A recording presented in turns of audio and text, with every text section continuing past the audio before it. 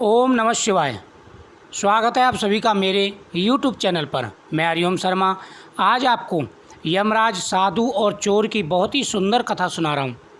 इस कथा के सुनने से आपकी सभी मनोकामनाएं पूरी होंगी, भय दूर होगा, हर प्रकार के कष्ट दूर होते हैं।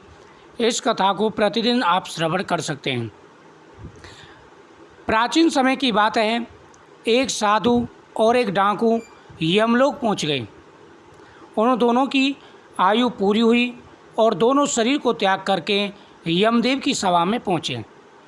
डाकू ने यमराज से दंड मांगा और साधु ने स्वर्ग की शुभ सुविधाएँ मांगी।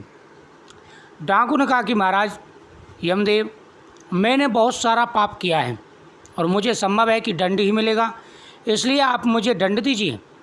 साधु ने कहा कि महाराज मैंने बहुत ज़्यादा तप किया है, इसलिए मुझे स्वर्ग की सुख सुविधाएँ चाहिए। यमराज ने डाकू को साधु की सेवा करने का दंड दिया। यमराज ने कहा कि डाकू, तुम्हारा दंड यही है कि तुम इस साधु की सेवा करिए। साधु तैयार नहीं हुआ। यम ने साधु से कहा, तुम्हारा तप अभी अधूरा है। मृत्यु के बाद एक साधु और एक डाकू साथ साथ यमराज के दरबार में पहुँचे। यमराज ने अपने बही खाते में देखा और दोनों से कहा, यदि तुम दोनों अपने बारे में कुछ कहना चाहते हो तो कह सकते हो। यानी जब डाकू और साधु दोनों ही यमराज के उसमें पहुँचे तो यमराज ने दोनों से कहा कि भाई आप तुम दोनों अपने अपने बारे में बताइए। यमदेव तो सब जानते थे, लेकिन उनके मुख से सुनना चाहते थे। तुम अपने अपने बारे में कुछ बातें कहो। डाकू अत्यंत विनम्र शब्दों में बोला, महाराज मैंने जीवन भर पाप कर्म किए हैं, मैं बहुत बड़ा अपराधी हूँ, अतः आप जो दंड मेरे लिए तय करेंगे मुझे स्वीकार है। कि चोर ने दंड मांगा था, उसे पता था कि भाई मैंने जीवन में पुण्य नहीं किया, पाप किया है, इसलिए महाराज मैंने जीवन भर पाप किया है, आपके अनुसार जो दंड हो वो मुझे दीजिए। डाकू के चुप होते ही साधु बोला, महाराज मैंने आजीवन तपस्या और भक्ति की है, मैं कभी असत्य के मार्ग पर नहीं चला, मैंने सदैव सत्कर्म किए हैं, इसलिए आप कृपा कर मेरे लिए स्वर्ग के शुभ साधनों का प्रबंध करें। साधु ने क्या मांगा? स्वर्ग की शुभ सुविधाएँ। डाकू ने मांगा दंड। डाकू ने अपनी सारी कथा बताई। उसी प्रकार साधु ने कहा कि महाराज मैंने कभी असत्य नहीं बोला, कभी कोई गलत काम नहीं किया, मैंने तप किया है, इसलिए आप मेरे लिए स्वर्ग की सुख सुविधाओं का प्रबंध करें। यमराज ने दोनों की इच्छा सुनी और डाकू से कहा, डाकू से बोले, तुम्हें दंड दिया जाता है कि तुम आज से साधु की सेवा करो। डाकू ने सिर झुकाकर आज्ञा स्वीकार कर ली।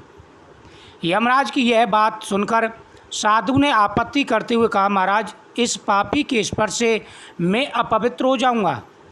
जब यमदेव ने कहा डाकू से कि मैं तुम्हें दंड देता हूँ, तुम्हारा दंड यह है कि तुम्हें प्रतिदिन साधु की सेवा करनी है, पूरे मन और लगन के साथ में। डाकू ने कहा, महाराज जैसी आपकी आज्ञा, मैं जीवन भर इस साधु की सेवा करूँगा। लेकिन साधु बोले कि महाराज इस पापी के स्पर्श से मैं अपवित्र हो जाऊँगा, इसने जीवन में कोई पुण्य कर्म नहीं किया है, मेरी तपस्या तथा भक्ति का पुण्य निरर्थक हो जाएगा। मेरी तपस्या और भक्ति का क्या लाभ? मैंने पूरे जीवन में इतना तप किया, इतनी भक्ति की, और इस पापी की सेवा आप मेरे लिए दे रहे, यानी मेरी सेवा के लिए इसे नियुक्त कर रहे हैं, इसके स्पर्श से मैं अपवित्र हो जाऊंगा, मुझे ये स्वीकार नहीं है। यह सुनकर यमराज क्रोधित होते हुए बोले, निरपराध और भोले व्यक्तियों को लूटने और हत्या करने वाला तो इतना विनम्र हो गया कि तुम्हारी सेवा करने को तैयार है, और एक तुम हो कि वर्षों की तपस्या के बाद भी अहंकार ग्रस्त ही रही, यह ना जान सके कि सब में एक ही आत्म तत्व समाया हुआ है।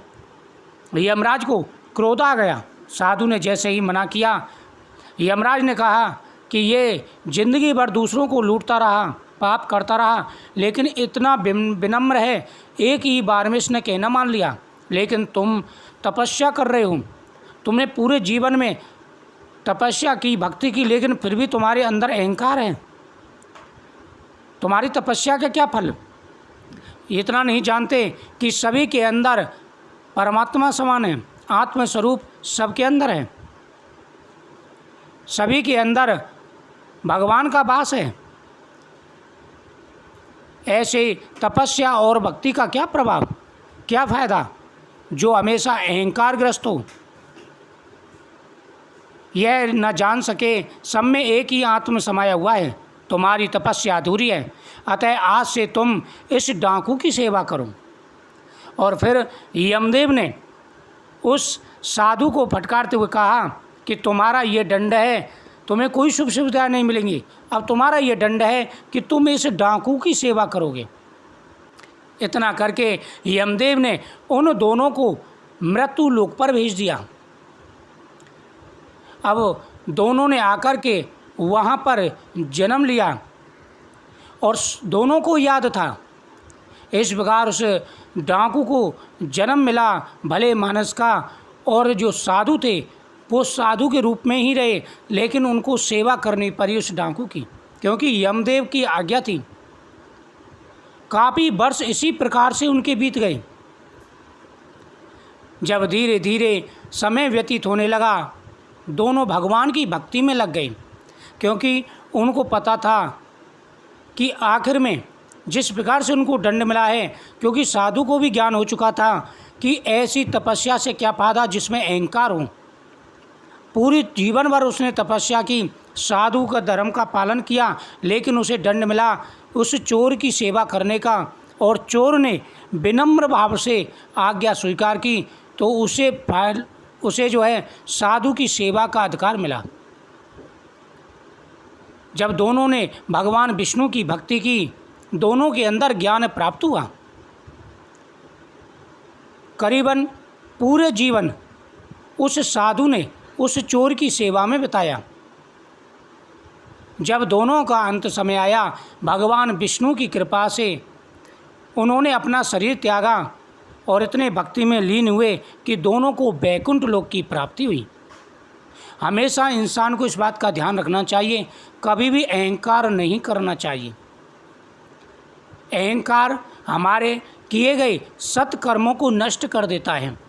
अहंकार से इंसान का विवेक खत्म हो जाता है। अहंकार की वजह से इंसान पतन की ओर जाता है।